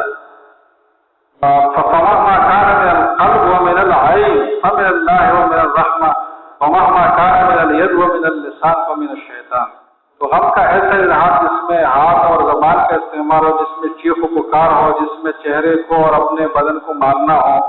تو یہ شیطان عمل قرار دیا. اور آج کل تو اس پر بھی اتفاق نہیں ہوتا، آج کل تو چوروں سے اپنے آپ کو پال دیا جاتا ہے. اور یہ کیا چھوٹے بچے جو شیرخوار بچے ہیں، دودھ پیتے بچے ہیں، ان کے سروں پر بھی تلوار نماز چھڑے لگائے جاتے ہیں اور ان کا خون بھی بہایا جاتا ہے کہ یہ غم کا اظہار کا طریقہ ہے. تو یہ کیا حیوانیت ہے؟ یہ انسانی لحاظ سے کوئی معقول کام ہے اور نہ شریعت کے حوالے سے. حضور صلی اللہ علیہ وسلم نے فرمایا لیس منا من ضرب الخدود وشق الجیوب ودعا بدعوى الجاہلیہ، کہ وہ ہم مسلمانوں میں سے نہیں ہے جو غم کو اس طریقے سے ظاہر کرے کہ اپنے گریبان پھاڑ لے، اپنے چہرے پر تماچے مارے اور جاہلیت کے کلمات منہ سے نکالیں. تو یہ لوگ یہ سب کام کرتے، جاہلیت کے شرک اور کفر کلمات بھی منہ سے نکالتے ہیں، کپڑوں کو بھی پالتے ہیں، بلکہ اپنے بدنوں کو بھی پالتے ہیں. یہ کیسے مسلمانوں والا کام ہو سکتا ہے اور کیسے ایسے کام ہو سکتے جس کی حوصلہ افزائی کی جائے؟ تو یہ بات تھی کہ اس مہینے میں کوئی نحوست کا پہلو نہیں، اور حضرت حسین کی شہادت جو ہوئی ہے اس کی یہ پہلو ہے، اور اس پر غم کا اظہار اگر طبی طور پر ہے تو اس کا بھی طریقہ ہے، لیکن یہ طریقہ بہرحال نہیں ہے جو کہ رائج ہے. اب ہم اس واقعے کربلا کے پس منظر میں جو کہ بات یہ چل رہی ہے کہ لوگوں کے ذہنوں میں بہت ساری باتیں بٹھا دی گئی ہے، تو ان میں ایک بات یہ بھی ہے کہ کربلا کا جو واقعہ ہوا یہ پوری ایک پلاننگ تھی جو حضرت ابوبکر نعوذ باللہ ان کے زمانے سے جاری تھی اہل بیت کے ساتھ، اور آخری جو ڈراپ سین ہے اس کا واقع کربلا پر ہوا. لیکن یہ ان چیزوں کا اور ان اقدامات کا تسلسل ہے جو حضرت ابوبکر نے شروع کیے تھے. اور ان جیسے لوگ شاعریوں میں آپ دیکھیں گے تو اس جرم کو جو کربلا کے میدان میں قاتلین حسین سے سرزد ہوا ہے، اس جرم کو حضرت ابوبکر اور عمر کی طرف لے جاتے ہیں. اس بات کا ہم تھوڑا سا نوٹس لیتے ہیں اور تجزیہ کرتے ہیں کہ یہ واقعہ ہوا کیسے اور اس کے اصل اسباب و عوامل کیا تھے. اس واقعے کے اوپر بہت ابہام کے اور پیچیدگی کے پردے پڑے ہوئے ہیں. اگر آپ کتاب اس حوالے سے دیکھیں گے تو درست نتائج تک پہنچنا یہ بہت ہی طویل اور عمیق تحقیق کے بعد ہی ہو سکے گا. تو میں اس کے تھوڑا سا خلاصہ آپ کے سامنے عرض کر دوں تاکہ آپ کو پورا کیس سمجھ آئے اور ہم نے کیسے نظریات رکھنے صحابہ کرام کے بارے میں، اور اس جرم کے اصل مجرم اور مرتکب کون تھے اس کو ہم پوائنٹ آؤٹ کریں کہ وہ کون لوگ تھے، اور ان کے ساتھ پھر ہم کیا رویہ رکھیں. ساری باتیں اس میں شامل ہیں. سب سے پہلی بات یہ ہے کہ یہ جو کچھ بھی ہوا یہ یہود کی سازش کا نتیجہ تھا اور شخصانہ تھا، اور یہ وہ سازش تھی جو ریاست مدینہ بنتے وقت شروع ہوئی تھی اور پھر آخر تک جاری اور ساری رہی. ہر زمانے میں اور ہر دور میں جتنی بھی ہمت اور طاقت اور گنجائش اور اسپیس ملی یہودیوں کو تو انہوں نے اپنی یہ سازش کامیاب کرنے اور اس کو روبہ عمل لانے کی کوشش کی. اور اس کی اصل وجہ یہ تھی کہ جب مسلمان مدینہ میں تشریف لائے، حضور صلی اللہ علیہ وسلم تشریف لائے، تو مدینہ میں یہ فیصلہ ہو چکا تھا اور پھر عملاً یہ بات تھی کہ یہودی ہی اس کے اصل مالک اور اصل حکمران اور اتھارٹی سمجھے جاتے تھے مدینہ کے رہائشیوں کی اور مدینہ میں جاری نظام کے. چنانچہ یہود کے جو قبیلہ تھے بنو نذیر اور بنو قینقاع وہ مالی لحاظ سے بھی مستحکم تھے، تو مالی اجارہ داریں بھی ان کی قائم تھی، سود پر قرضے دیتے تھے. جیسے کہ قرآن میں ان کی صفت ہے کہ سماعون للکذب اکالون للسحت، کہ سود کو بہت شوق سے اور بہت کثرت سے کھانے والے ہیں. اس لیے آپ یہودی نظام جو آج کا سرمایہ دارانہ نظام ہے اس کا جب آپ جائزہ لیں گے، آپ یہ بزنس اور اکاؤنٹنگ کی کتابیں جب آپ پڑھیں گے ای کام اور MBA اور آگے کے درجات میں، تو آپ کو یہ نظر آئے گا کہ وہ کام اور وہ کنٹریکٹ اور وہ معاہدہ جو بہت سیدھے سارے طریقے سے سود سے پاک کیا جا سکتا ہے اور اسلامی طریقے پر اس کو انجام دیا جا سکتا ہے، انہوں نے غیر ضروری طور پر تکلف کے ساتھ پیچیدہ بنا کر اس کو سودی طریقے پر تشکیل دینے کی کوشش کی ہے. شرکت اور پارٹنرشپ ہے جو بہت ایک سیدھا سادہ معاملہ ہے کہ میرا بھی پیسہ ہے آپ کا بھی ہے، عمل دونوں کا ایک کا ہے، جو نفع ہوگا فیصدی تقسیم ہوگا. یہ ہر آدمی کو خوف کا ہو یا نہ سمجھ نہیں آتا. لیکن شرکت کی اور پارٹنرشپ کے جو فارمیشن اکاؤنٹ کی کتاب میں اس کو آپ دیکھیں گے تو اتنا اس کو گمبھیر بنایا ہے اور سوچے طریقے پر بتکلف لے جانے کی کوشش کی گئی ہے.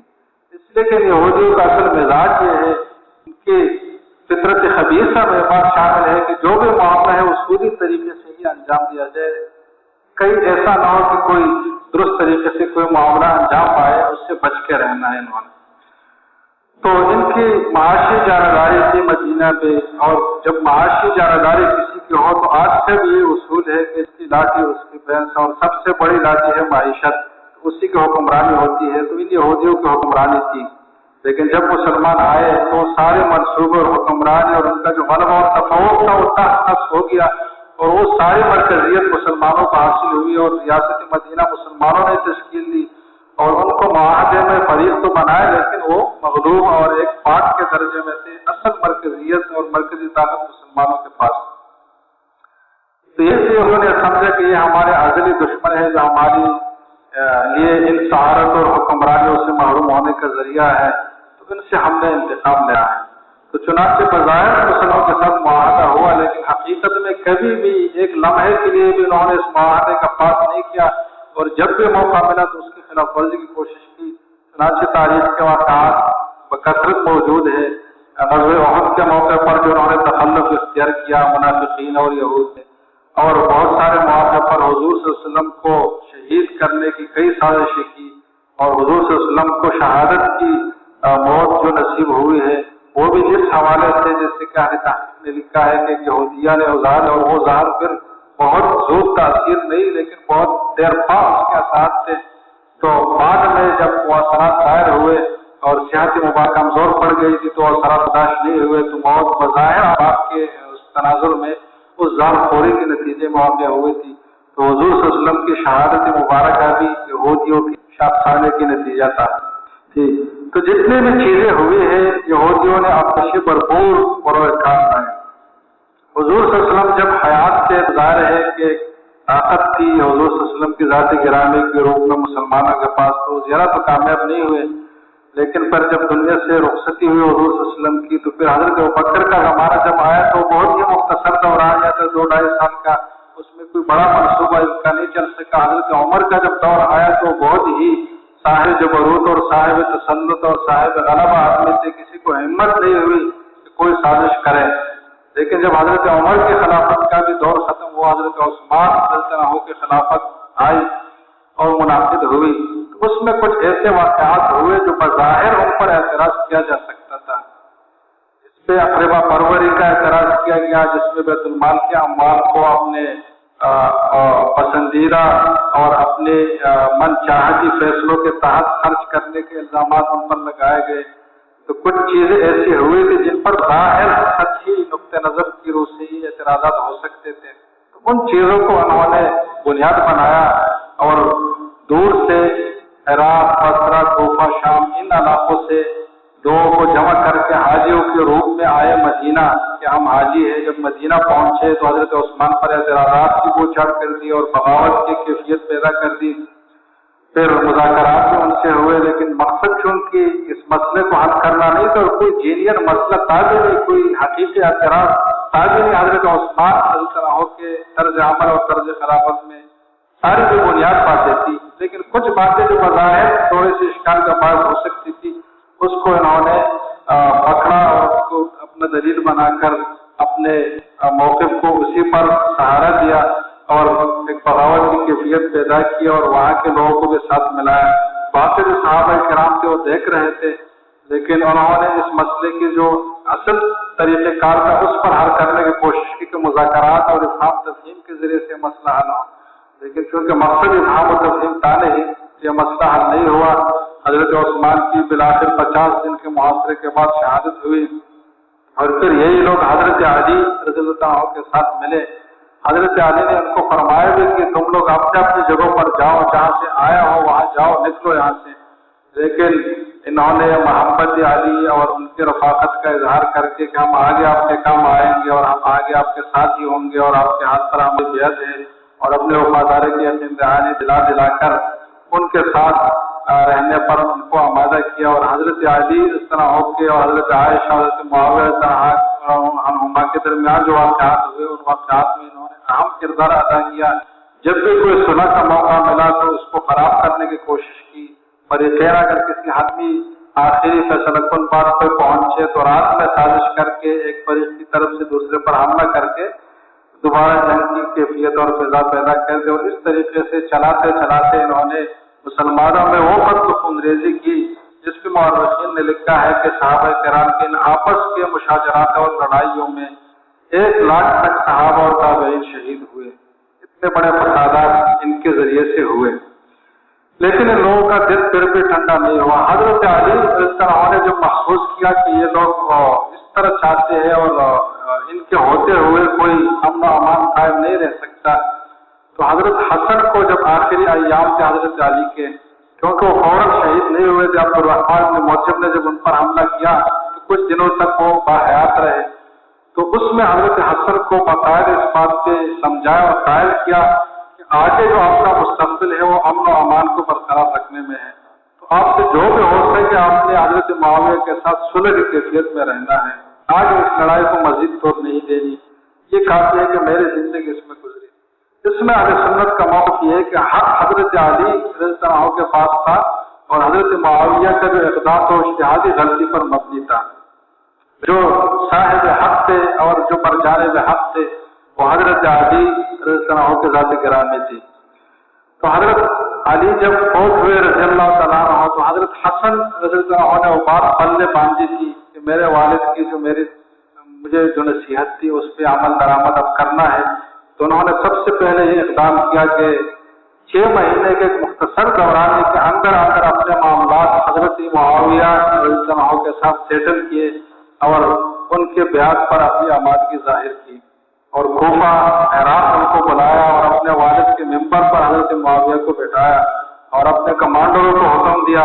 کہ ان کے ساتھ بیعت کرے۔ حضرت عمر ابن سعد جو اہم ترین کمانڈر تھے حضرت حسن اور اس سے پہلے حضرت علی کے لشکر میں، اور انہوں نے تھوڑی سی پس و پیش کی تو ان کو بھی فرمایا کہ بایعہ فإنہ امامی، ان کو میں نے امام اور اپنا خلیفہ اور حاکم المسلمین تسلیم کیا ہے تو تم بھی اس کے ساتھ بیعت کرو۔ چنانچہ پوری بیعت حضرت حسن کی طرف سے ہوئی، اور وہ معاملہ جو جنگ و جدال اور قتل و غارت کی کیفیت تھی وہ امن و امان کی صورتحال میں تبدیل ہوئی، اور 20 سال تک حضرت حسن کے اس اقدام صالح اور راشد کے نتیجے میں مسلمان امن و امان کی کیفیت میں رہے۔ اور ان 20 سالوں میں حضرت معاویہ رضی اللہ عنہ کو جو موقع ملا اسلام کی خدمت کا اور اسلام کو پوری دنیا میں پھیلانے کا، تو ظاہر ہے کہ جب آپس کی اگر جنگیں ہوتی تو وہ موقع قطعاً نہ ملتا۔ تو یہ سارا کریڈٹ حضرت حسن رضی اللہ عنہ کو ملتا ہے، اور جو حدیث میں نے آپ کے سامنے پیش کی حضرت ابوبکر رضی اللہ عنہ سے روایت ہے کہ حضور صلی اللہ علیہ وسلم نے اس صورتحال کی پیشگوئی فرمائی تھی کہ جب وہ ایک مرتبہ ممبر پر تشریف فرما تھے، حضرت حسن بھی تھے، تو ایک مرتبہ لوگوں کو دیکھتے اور ایک مرتبہ حضرت حسن کو دیکھتے، اور اسی موقع پر فرمایا کہ میرا یہ بیٹا یہ سید ہے، فطری طور پر یہ بڑا اور سید اور قائد اور حکمران ہے، ان کو عملی موقع حکمرانی کا ملے تب بھی یہ حاکم اور حکمران اور سید ہے، اور اگر نہ ملے تو بھی حاکم اور حکمران اور سید ہے۔ یہ صفت کی سیادت و قیادت ان سے ظاہر نہیں ہوگی، اور ان کے ذریعے سے اللہ تعالیٰ مسلمانوں کے 2 فرقوں میں بڑے فرقوں میں صلح عمل میں لائے گا اور انجام دے گا۔ تو ایسے ہی ہوا حضرت حسن رضی اللہ عنہ کے ذریعے سے مسلمان صلح کی کیفیت میں رہے۔ لیکن کیا حضرت حسن کا یہ اقدام ان لوگوں کو جو شیعان علی تھے جو حضرت علی کے ساتھ لڑائیوں میں رہے تھے ان کو کیا یہ اقدام پسند آیا؟ بالکل بھی پسند نہیں آیا، اور اس کی وجہ یہ تھی کہ اس سے مسلمان اکٹھے ہو گئے، متفق ہو، اور اسلام کو پھر وہ شوکت ملنی شروع ہو گئی جس سے ان کو جلن تھی۔ اس لیے حضرت حسن نے جب یہ صلح فرمائی، یہ 41 ہجری کا واقعہ ہے، اور جب وہ فوت ہوئے تو 51 ہجری، ان 10 سالوں میں حضرت حسن کو اتنا ستایا گیا اور ان کی اتنی تذلیل کی گئی جتنا ان سے ہو سکتا تھا۔ ان پر جب سلام کرتے یہ خبیث تو ایسا سلام کرتے کہ السلام علیک یا مذل المؤمنین، یہ وہ شخصیت جس نے مسلمانوں کو ذلیل کر دیا ہے، تم پر سلام، یعنی وہ سلام کے تحکم اور گالیوں کے ساتھ۔ اور ان کو زد و کوب بھی کیا گیا، سب کو شتم بھی کیا گیا، ہر قسم کی بے توقیری انہیں کی گئی، صرف اس وجہ سے کہ انہوں نے صلح اور امن و امان کی کیفیت کیوں پیدا کی۔ اس سے پتہ چلتا ہے کہ ان لوگوں کا اصل منشا یہ تھا نہیں کہ مسلمان کہیں اکٹھے اور اسلام کو کہیں غلبہ ہو۔ تو حضرت حسن رضی اللہ عنہ کے اس اقدام کے بعد جس میں 20 سال امن و امان کے گزرے، تو حضرت معاویہ رضی اللہ عنہ کے آخری دور میں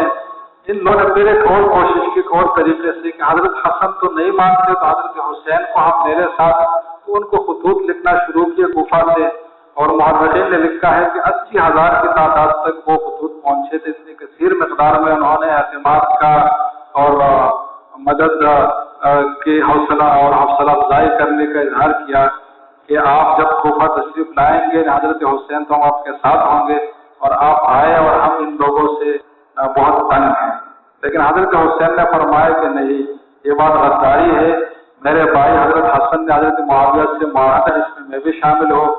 تو حضرت معاویہ کی حیات میں ایسا کوئی اقدام نہیں کر سکتا، اگرچہ آج ہی مجھے حکومت ملے، یہ میرے لیے غلط ہے، صحیح نہیں ہے، کیونکہ حضرت حسین نے جو کچھ کرنا تھا وہ اللہ کی رضا کے لیے کرنا تھا، اپنی سطور جبروت قائم کرنے کے لیے نہیں۔ تو ایسی ہوگا جس میں معاہدے کی خلاف ورزی ہو، اسلام کے ایک اہم رکن کو اس میں توڑا جاتا ہو، تو کیسے حضرت حسین اس کے اقدام کر سکتے تھے؟ تو انہوں نے وہ درخواست جو منافقانہ درخواست تھی، بعد میں پتہ چلا کہ وہ منافقانہ تھی، اس وقت تو بہت مخلصانہ لگ رہی تھی سب کو، اس درخواست کو بھی حضرت حسین نے مسترد کیا۔ لیکن جب حضرت معاویہ رضی اللہ تعالیٰ عنہ فوت ہوئے تو اس کے بعد سے پھر حالات نے ایک سنگین رخ اختیار کیا، اور اس موقع پر میں آگے کی بات کی طرف بات بڑھانے سے پہلے 2 نکات کو واضح کرنا چاہوں گا۔ ایک ہے استخلاف یزید کا مسئلہ، اور دوسرا حضرت حسین رضی اللہ عنہ کا جو اقدام ہے اس کی شرعی تکییف کا مسئلہ، کہ کس طرح کے اقدام کا اور اس کی جسٹیفیکیشن اور شرعی تبریر اور جواز کیسے بنتا ہے۔ پہلی بات حضرت معاویہ رضی اللہ عنہ پر بڑا اشکال ہو سکتا ہے کہ انہوں نے اتنے بڑے صحابہ کو، جو 200 کی تعداد میں صحابہ اس وقت زندہ تھے، ان سب کو چھوڑ کر پھر حضرت حسین جیسی بڑی شخصیت جن میں دنیاوی شہنشاہیت بھی تھی، جن میں حسن جمال بھی تھا، جن میں علمی کمال بھی تھا، جن کے پاس نسبی کمال بھی تھا، جو ہر لحاظ سے یزید سے 1000 درجہ بہتر تھے، تو ان کو چھوڑ کر کیوں انہوں نے یزید کو اپنا خلیفہ نامزد کیا؟ تو اس بات کی تفصیل میں جانے سے پہلے ایک ضابطہ آپ سمجھ لے کہ اسلامی جو طریقہ سیاست ہے اس کی روح سے کسی شخص کا مسلمانوں کے حکمران بننے کے 3 طریقے ہیں۔ ایک تو یہ ہے، اور جو سب سے اچھا طریقہ ہے اور عزیمت کا طریقہ ہے، اس پہ سب سے پہلے عمل ہونا چاہیے، وہ یہ ہے کہ مسلمانوں میں جو نمایاں لوگ ہوں، دینی لحاظ سے بھی اور دنیاوی پوزیشن کے لحاظ سے بھی، جن کو اہل حل و عقد کہا جاتا ہے، جن کے ہاتھ میں امور کو کھولنے اور جوڑنے کے اختیارات ہو، فیصلہ کن اختیارات جن کے پاس ہوں، جن کو دنیاوی امور سے بھی واقفیت ہو اور دینی ضروری معلومات سے بھی وہ بہرور ہو، ایسے لوگوں کی ایک کثیر تعداد، یا تو سارے کے سارے، اگر سارے کے سارے نہیں، یہ تو کثیر تعداد ایسے لوگوں کی کسی کو اپنا حکمران اور خلیفہ اور با اختیار شخص مقرر کرے اور ان کے ہاتھ پر بیعت کرے۔ پہلا طریقہ تو یہ ہے، اور حضرت ابوبکر صدیق رضی اللہ عنہ کی خلافت اسی طریقے سے وجود میں آئی۔ دوسرا طریقہ یہ ہے کہ پہلا والا خلیفہ وصیت کرے اور اس وصیت میں کسی کو خلیفہ نامزد کرے۔ اس کا پھر ایک طریقہ یہ ہے کہ کسی کو بشخص ہی متعین کرے کہ یہ فلاں آدمی میرے بعد مسلمانوں کے امور کا والی اور نگران ہوگا، جیسے کہ حضرت ابوبکر نے حضرت عمر رضی اللہ عنہ کو منتخب کیا تھا۔ اور دوسرا طریقہ تفویض کا یہ ہے کہ ایک شورا کو منتخب کرے کہ 5-6 لوگ ہوں گے، ان میں سے کسی ایک کو خلیفہ نامزد کیا جائے گا، اور یہ فیصلہ بھی یہ 5-6 لوگ ہی آپس میں کریں گے، جیسے کہ حضرت عمر نے حضرت عثمان کے انتخاب میں یہ طریقہ اختیار فرمایا تھا۔ تو یہ دوسرا طریقہ ہے تفویض من ولی الامر السابق، کہ پہلے جو حکمران ہے وہ کسی کو اختیارات مفوض کر کے دنیا سے تشریف لے جائے۔ اور تیسرا طریقہ ہے تغلب کا، کہ ایک شخص جس میں صلاحیت ہو یا نہ ہو، وہ اپنے اختیار اور قدرت اور طاقت سے اور زور بازو اور غلبے کے طریقے سے یہ حکمرانی حاصل کرے۔ تو جب وہ پورا کنٹرول حاصل کرے تو پھر فقہ کا اصول ہے کہ ان کو شرعی خلیفہ بھی تسلیم کیا جائے اور اس کے خلاف بغاوت لکھی جائے، کیونکہ اس نے جو فساد کرنا تھا اور جو نقصان پہنچانا تھا وہ تو ہو گیا، اگر اس کو ہٹانے کے لیے مزید اقدامات ہوں گے تو مزید نقصان ہوگا، اور ان اللہ لا یحب الفساد۔ تو یہاں احور البلیتین اور کم سے کم مصیبت ہے کہ اس متغلب کو خلیفہ تسلیم کیا جائے اور اس کے خلاف کوئی جدوجہد نہ کی جائے، تو یہ ایک اصول ہے۔ اب حضرت معاویہ رضی اللہ عنہ نے پہلے اصول کے تحت دوسرے اصول کے تحت یزید کو اپنا خلیفہ نامزد کیا، لہذا یزید کی جو سلطنت ہے وہ پہلے طریقے سے وجود میں آئی ہے، لیکن اس میں اب تھوڑی سی ایک اضافی بات ہے، اور وہ یہ ہے حضرت شیخ الاسلام مفتی تقی عثمانی صاحب دعوت برکاتہ نے تکمل فتح الملہم میں کتاب الامارہ میں سے بڑی تفصیل سے بات فرمائی ہے کہ یہ جو بات ہے اصول ہے فقہ کا کہ پہلا والا حکمران جب آئندہ کسی کو منتخب کرے گا تو وہ خود بخود خلیفہ ہوگا، یہ اصول اس وقت مطلق اور ابسولوٹ ہے جب وہ دوسرا شخص اس کو خلیفہ نامزد کیا جا رہا ہو اس کا کوئی رشتہ داری کا تعلق پہلے والے خلیفے سے نہ ہو، جیسے کہ حضرت عمر کا کوئی تعلق رشتہ داری کا حضرت ابوبکر کے ساتھ قریبی نہیں تھا، تو ان کے لیے صرف اتنی بات کافی تھی، لیکن اگر رشتہ داری کا تعلق ہوگا تو اس تفویض سے اگرچہ تحقق کی خلافت تو ہوگا لیکن تقرر خلافت اس سے نہیں ہوگا، اس خلافت کو استحکام حاصل نہیں ہوگا بلکہ ایک اور چیز پر بھی اس کی تکمیل موقوف رہے گی، اور وہ اور چیز یہ ہے کہ مسلمانوں کے اہل و حل عقد کی اکثریت بھی اس نئے ولی الامر کے ہاتھ پر بیعت کرے تو تب پرانا تفویض مؤثر ہوگا ورنہ نہیں ہوگا۔ حقیقت مطلب یہ ہے کہ وہ پرانا تفویض کوئی خاص مؤثر نہیں ہے، اس صورت میں ضروری ہے کہ اہل و حل عقد کی طرف سے بیعت ہو تو تب وہ تفویض کو آپ کہیں گے کہ کچھ نہ کچھ تاثیر جزوی طور پر جزء العلم کے طور پر اس کی تاثیر ہے، اور نہ پھر کوئی مستقل طور پر صرف وہ تفویض کافی نہیں ہے کسی کے لیے۔ یزید کے بارے میں تفویض تو چل رہے تھے حضرت معاویہ صاحب کی طرف سے، لیکن اہل حل و عقد کی طرف سے بیعت نہیں پائی گئی تھی، اس لیے کہ 200 تک صحابہ حیات تھے اور تابعین تو ہزاروں کی تعداد میں تھے، لیکن بہت کم لوگوں نے بیعت کی اور صحابہ میں سے بہت کم لوگوں نے بیعت کی، اور جو نمایاں صحابہ تھے حضرت عبداللہ بن عباس، ابن عمر، عبداللہ بن زبیر اور حضرت حسین اور بہت سارے حضرات انہوں نے بیعت کی نہیں تھی، تو یزید کی خلافت متقرر ہوئی نہیں تھی۔ اب یہ بات ذہن میں رکھ لیں، اس کو آگے چلائیں گے، لیکن اس سے پہلے جو بات میں نے واضح کرنی تھی ایک اعتراض کا کہ حضرت معاویہ پر ایک اشکال ہو سکتا ہے کہ حضرت حسین جیسی بڑی شخصیت کو چھوڑ کر یزید کو کیوں خلیفہ نامزد کیا گیا، تو اس فیصلے کے پیچھے کوئی اپنے پروری حکمرانی کو اپنی نسل میں برقرار رکھنے کے جذبہ کا فرما نہیں تھا، مسلمانوں کی خیر خواہی ہی اس مد نظر تھی، اور یہ ہمارا عقیدہ اور ایمان اور حضرت معاویہ کی شان کو دیکھ کر ہمارا ایمان ہے کہ ایسا ہی ہوا ہے، کیونکہ وہ صحابی رسول ہے جو اس بشارت میں داخل ہے کہ رضی اللہ عنہ ورضوا عنہ، تو اگر ذاتی مفادات کی روح سے ایسا فیصلہ کرے جس کے اتنے بھیانک نتائج نکلے تو ایسے شخص سے اللہ تعالیٰ کیسے راضی ہو سکتے ہیں اور کیسے اس کے لیے رضا کے مطلق اعلان ہو سکتا ہے۔ یقینی طور پر حضرت معاویہ نے جو اقدام کیا تھا مسلمانوں کے خیر خواہی میں کیا تھا، اور اس کی تھوڑی تفصیل یہ ہے جسے کہ ابھی میں نے عرض کیا کہ بہت بڑے آپس کے مشاجرات اور فسادات اور قتل و غارت ہوئی جس میں 1 لاکھ تک کے مسلمان صحابہ اور تابعین شہید ہوئے، تو ان لڑائیوں میں جو لوگ شریک تھے اور خود حضرت علی رضی اللہ عنہ کے ساتھ شریک تھے، جن میں اہم نام حضرت مغیرہ بن شعبہ رضی اللہ عنہ کا، انہوں نے حضرت معاویہ کو مشورہ دیا کہ آپ اپنے بعد اپنے خاندان ہی میں کسی کو خلیفہ نامزد کریں، کیونکہ کسی اور کو کریں گے تو بنی امیہ اس کو نہیں مانیں گے، اور پھر وہی پرانی لڑائی شروع ہوگی جو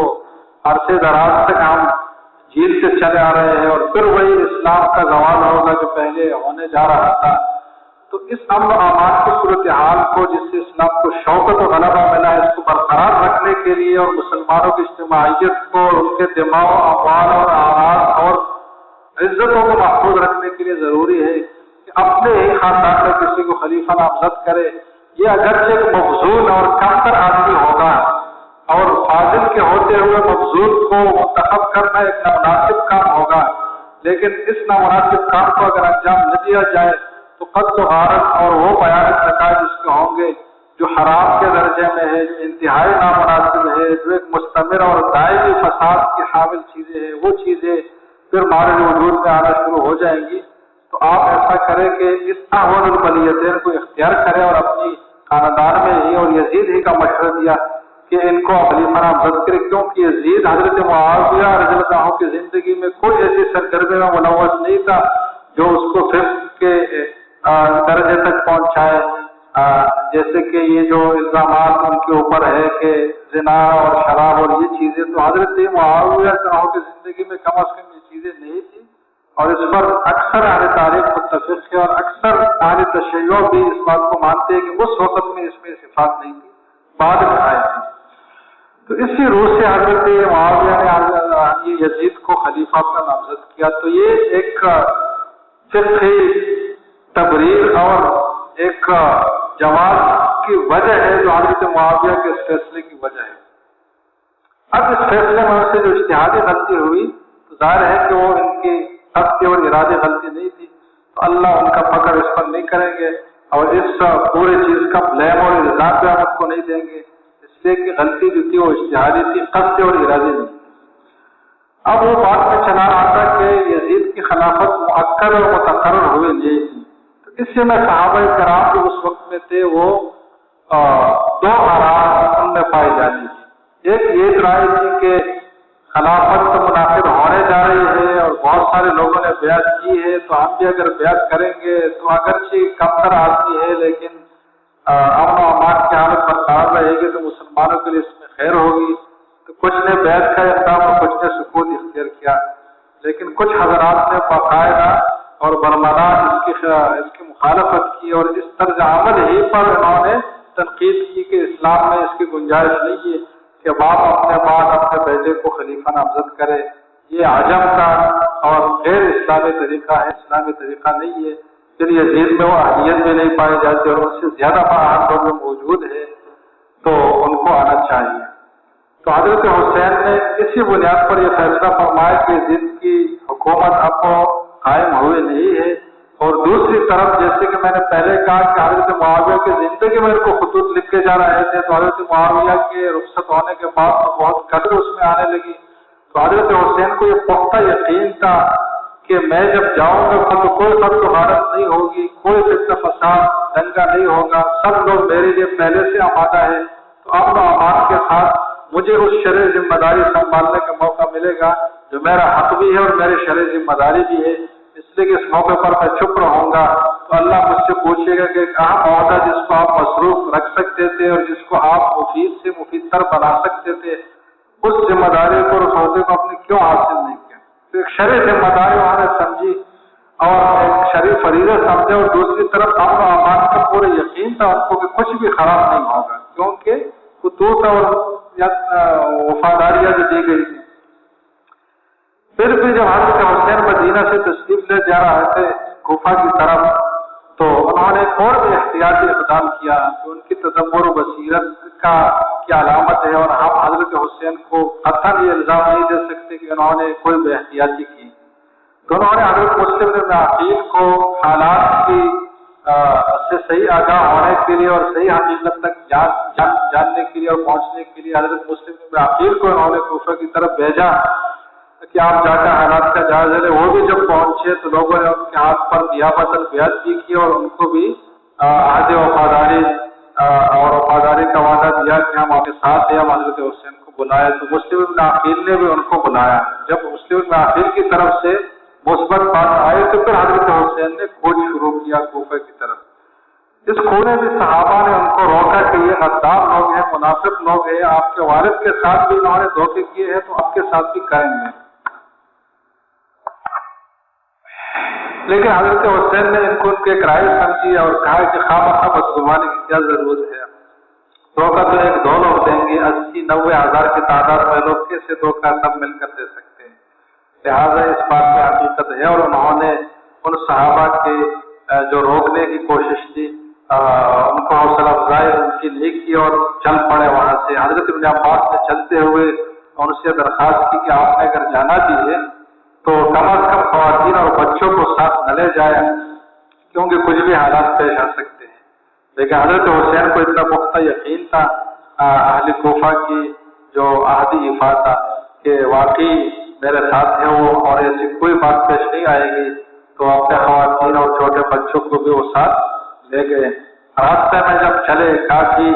مقدار تک آگے انہوں نے فاصلہ طے کیا تو پھر ایک خبر پہنچی کہ مسلم بن عقیل کو شہید کیا گیا اور غداری کی گئی، اور جو باتیں تھی وہ منافقانہ تھی، کوئی وفاداری اور کوئی واقعی بلاوا، سب ایک کھیل اور ایک فریب کا حصہ تھا، اور مسلم بن عقیل کو شہید کیا گیا ہے. حضرت حسین کو جب یہ بات پہنچی تو ان کو ان مشورہ دینے والے صاحب کی بات سمجھ آئی کہ واقعی ان کی بات حقیقت تھی اور یہ لوگ دونوں پر تھے اور ان کی بات پر اب اعتماد نہیں کرنا. چنانچہ تاریخ میں یہ بات ہے کہ حضرت حسین نے واپس ہونے کا فیصلہ فرمایا کہ اب میں نے نہیں جانا. لیکن اب یہاں وہ لوگ جو ساتھ تھے، جو فتنہ چاہتے تھے، جو کچھ برا چاہتے تھے، تو انہوں نے اصرار کیا کہ بھئی اب ہم روانہ ہوئے ہیں اور مسلم بن عقیل کو جب شہید کیا گیا تو یہ تو ایک اور بھی بات ہے کہ ہم جا کر ان لوگوں کو جنہوں نے ظلم کیا ہے ان سے انتقام اور بدلہ لے. اور خصوصاً مسلم بن عقیل کے جو والدات تھے عصبہ اور جو ان کے اہل قصاص تھے، انہوں نے بھی زور دیا کہ ہمیں واپس جانا چاہیے اور اپنے بھائی کا قصاص لینا چاہیے، اور یہ تو ایک بے مروتی کی بات ہوگی کہ ہم اس کو ایسے ہی چھوڑ دیں اور اس معاملے سے پیچھے ہٹ جائیں. تو اس معاملے کو اب اس دوسرے رخ پر ہم آگے چلاتے ہیں کہ ہم نے اپنے ناحق مقتول کا قصاص لینا ہے، اس لیے ہم نے جانا ہے. لیکن حضرت حسین کے ساتھ جو لوگ تھے ان کا اتنا پریشر اور دباؤ آیا، بعض اوقات قائد اور لیڈر اس کیفیت میں آ جاتا ہے کہ وہ جتنا بھی باہمت ہو لیکن وہ فیصلہ اکیلے اپنے رائے کے مطابق نہیں کر سکتا، اپنے ماتحتوں کے رائے سے وہ پریشر اور دباؤ میں ہوتا ہے، کچھ نہ کچھ اس کو کرنا پڑتا ہے. تو حضرت حسین نے کہا کہ چلو جا کر وہاں کوشش کریں گے اچھی حالت پیدا کرنے کی اور حالات کو اچھائی کی طرف لے جانے کی، اور ابھی ان لوگوں کی بات مان لیتے تو کربلا کی طرف انہوں نے سفر جاری رکھا. وہاں جب پہنچے تو حرز عزیز 1000 کی لشکر لے کر اور عمر کے ساتھ 4000 کی لشکر لے کر آئے ان کے سامنے، لیکن انہوں نے کوئی خط و خطاب کی بات نہیں کی. انہوں نے حضرت حسین کے احترام کو ملحوظ رکھا اور ان کو پیشکش کی کہ آپ سے اگر کوئی بات چیت آپ کے مدعا پر ہو سکتی ہے تو ہم پہلے وہ بات چیت کر لیتے ہیں. اگر آپ کے ذہن میں لڑائی ہی آخری آپشن ہے تو ایک الگ بات ہوگی، لیکن اگر بات چیت کا بھی مرحلہ ہے تو اس کے لیے بھی ہم تیار ہیں. حضرت حسین نے جب محسوس کیا کہ وہ جو لوگ رضی اللہ تعالیٰ عنہ کے جو ساتھ تھے وہ سب پیچھے ہٹ گئے ہیں اور واقعی وہ ایک پانی کا ایک ببولا تھا جس میں کوئی حقیقت نہیں تھی، تو انہوں نے وہاں صلح کی اور امن کی بات کی. اور سب تاریخ کی کتابیں اس پر متفق ہیں، حتیٰ کہ اہل تشیع کی کتابوں میں یہ باتیں مشہور ہے کہ حضرت حسین نے 3 اختیارات سامنے رکھے کہ ان 3 آپشن میں سے کسی پر میرے ساتھ بات کی جائے اور پھر مجھے اس رخ پر چھوڑ دیا جائے. ایک تو یہ ہے کہ مجھے مسلمانوں کی آخری سرحدات کی طرف بھیج دیا جائے تاکہ میں وہاں لڑتے لڑتے شہید ہو جاؤں اور جس مقصد کے لیے نکلا تھا اس مقصد سے ہم کنارہ اور سرفراز ہوں. یہ ہے کہ آپ مجھے مدینہ واپس دیں تاکہ مجھ سے جو اجتہادی غلطی اور فیصلے کی غلطی ہوئی ہے اس سے میں واپس ہو کر اپنی اصل اور پرانی زندگی کی طرف جاؤں اور دین کی خدمت کروں مدینہ میں رہ کر.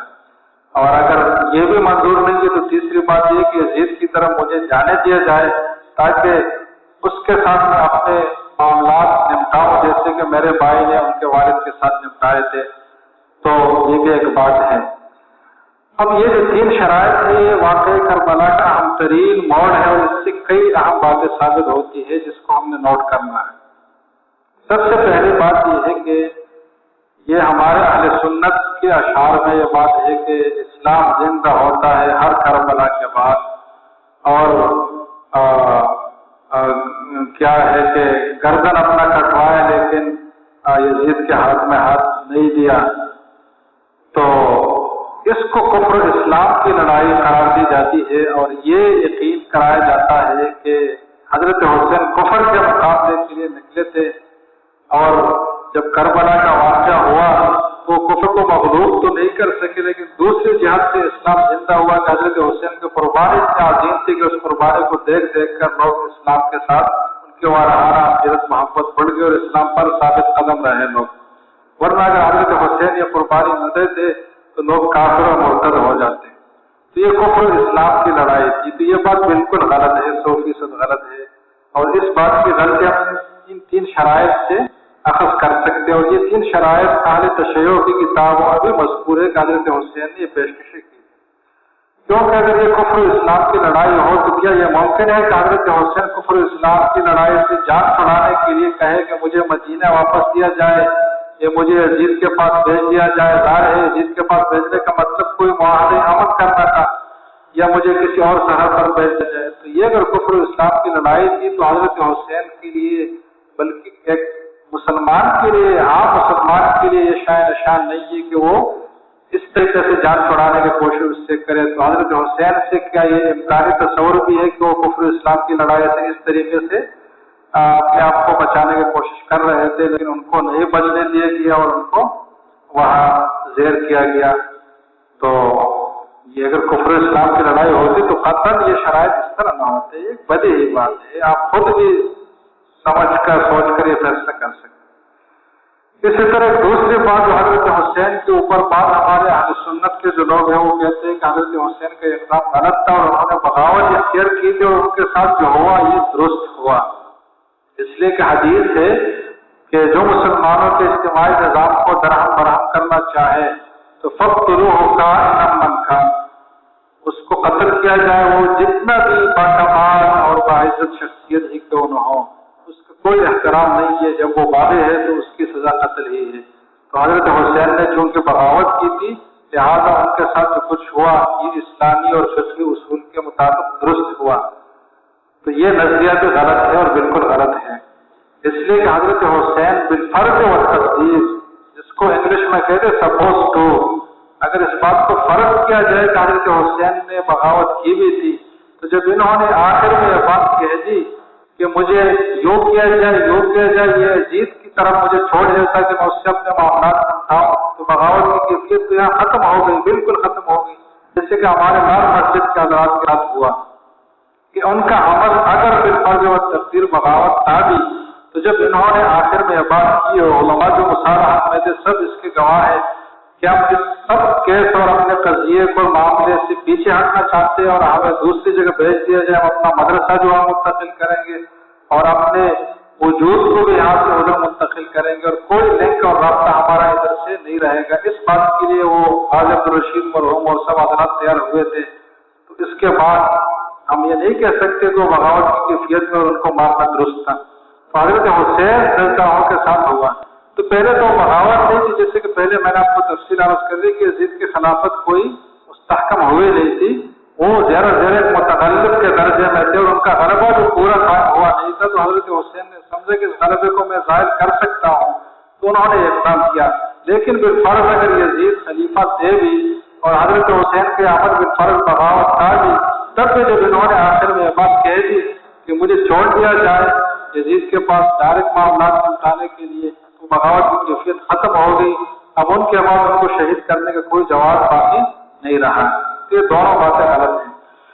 یہ 3 شرائط سے جب وہ پیش ہوئے اور ان کی دوسری طرف سے سنوائی نہیں ہوئی اور اس میں جو لوگ تھے جو زیادہ اس معاملے کو خراب کرنا چاہتے تھے، 2 خبیث لوگوں کا نام آتا ہے، ایک شمر ذی الجوشن اور ایک عبید اللہ بن زیاد کا، کہ ان 2 لوگوں نے ان معاملات کو صدر کی طرف جانے سے روک دیا اور حضرت حسین کو ان کی غیرت کو للکارتے ہوئے اس بات پر مجبور کیا کہ آپ ہمارے ہاتھ پر ابھی بیعت کریں گے اور ہم آپ کو بھی گرفتار کریں گے اور آپ کی حوایات کو۔ تو حضرت حسین کی غیرت کو یہ بات برداشت نہیں ہوئی اور انہوں نے اپنے عزت و ناموس کی حفاظت اس میں سمجھی کہ اب مقابلہ کیا جائے، تو چنانچہ ان کو عزت اور ناموس کی حفاظت کے لیے مقابلے پر دوسری فریق کی طرف سے مجبور کیا گیا اور پھر لڑائی شروع ہوئی اور پھر حضرت حسین نے بہت ہی جوان مردی اور شجاعت اور دلیری کے اقدامات کی اور مظاہرہ کیا، کسی بھی دلیر انسان کے آخری دلیری کے مظاہرے کی جو صورتیں ہوتی ہیں وہ سب حضرت حسین رضی اللہ عنہ نے اپنے شجاعت کی صورت میں ظاہر فرما دی، لیکن کہیں ایک دو چند آدمی اور کئی ہزاروں کے لشکر، تو بالآخر وہی ہونا تھا جو ایک نیچرل عمل کا تقاضا ہے کہ جب اتنی بڑی لشکر اتنی قلیل جماعت کے مقابلے میں ہو تو ظاہر ہے کہ ان کو بالآخر مغلوب ہونا ہی ہے۔ تو حضرت حسین رضی اللہ عنہ جام شہادت نوش کر گئے اور ان کے ساتھ جتنے بھی لوگ تھے وہ بھی شہید ہوئے۔ صرف ایک بیٹا ان کا جو چھوٹا بیمار تھا، نابالغ بھی تھا، علی زین العابدین جن کا لقب تھا، جن کو علی اصغر کہا جاتا ہے، وہ زندہ رہے، اور حضرت زینب الزناج ان کی بہن تھی وہ، اور پھر باقی حضرات جو ہے خواتین جو تھی وہ زندہ رہی، ان کو کوئی نقصان نہیں پہنچایا گیا، کوئی خواتین کی بے عزتی نہیں کی گئی۔ ایسی جو باتیں وہ سب غلط ہے۔ جو لڑنے والے لوگ تھے ان کو شہید کیا گیا۔ اس حد تک یہ معاملہ ہوا، اور پھر یہ لوگ یزید کے پاس گئے اور انہوں نے، یزید نے ظاہری اعزاز و اکرام کے ساتھ، دل میں تایا نہیں تھا لیکن ظاہری اعزاز و اکرام کے ساتھ ان کو مدینہ رخصت کیا۔ جب یہ راستے میں تشریف لے جا رہے تھے تو ظاہر ہے کہ بہت بڑی شخصیت کے بیٹے تھے علی اصغر، تو اگرچہ چھوٹے بھی تھے لیکن انہوں نے جب دیکھا کہ کوفہ کے لوگ رو رہے ہیں حضرت حسین کی شہادت پر، تو انہوں نے تعجب کا اظہار کیا کہ یہ لوگ ہمارے اوپر رو رہے ہیں، فمن قتلنا غیرہم، ان کے علاوہ کس نے ہمیں مارا، انہی لوگوں نے تو مارا ہے، تو یہ ہمارے اوپر رو رہے کہ کوئی سمجھ نہیں آ رہا ہے کہ کیوں رو رہے ہیں۔ تو انہوں نے بھی اپنے قاتل سمجھ لیے تھے کہ کون لوگ تھے۔ یزید اس عمل میں ڈائریکٹ ملوث نہیں تھا، لیکن یزید کے دور میں عمل ضرور ہوا ہے، اور اگر وہ پوری مستعدی سے کام لیتا تو وہ ان واقعات کو روک سکتا تھا، اور ان کو چاہیے یہ تھا کہ جب اتنی بڑی شخصیت ہے تو خود یہ معاملات سمجھانے آئے، اپنے کارندوں کو ان کے سامنے پیش کرنے کا کوئی جواز ہی نہیں تھا۔ یقیناً یزید اس معاملے میں قصوروار ہے۔ اس کے علاوہ مکہ پر جو حملہ ہوا اس کے دور حکومت میں، اور مدینہ پر جو حملہ ہوا اور جو بے عزتیاں وہاں کی گئی، اور حرمین کے جو تقدس کو پامال کیا گیا، یہ تین واقعات جو یزید کے زمانے میں ہوئے ہیں ایسے واقعات ہیں جس سے یزید کی شخصیت انتہائی درجے مجروح ہو جاتی ہے۔ لہذا ہم یزید کی کسی بھی طرح اس کے اس طرز عمل کی نہ حوصلہ افزائی کر سکتے ہیں، نہ یزید کی کوئی منقبت اور کوئی فضیلت بیان کر سکتے ہیں، اور نو اس قابل ہے کہ اس کو اچائی کے ساتھ یاد کیا جائے۔ وہ اس جرم میں کافی حد تک شریک ہے اور شریک رہے گا۔ یزید کے بارے میں اہل سنت والجماعت کا جو ایک معتدل طرز عمل ہے وہ یہ ہے کہ نہ تو اس کی تائید اور تصویب اور اس کے لیے کوئی اعزاز کے کلمات استعمال کیے جائے کیونکہ وہ قطعاً اس قابل نہیں ہے،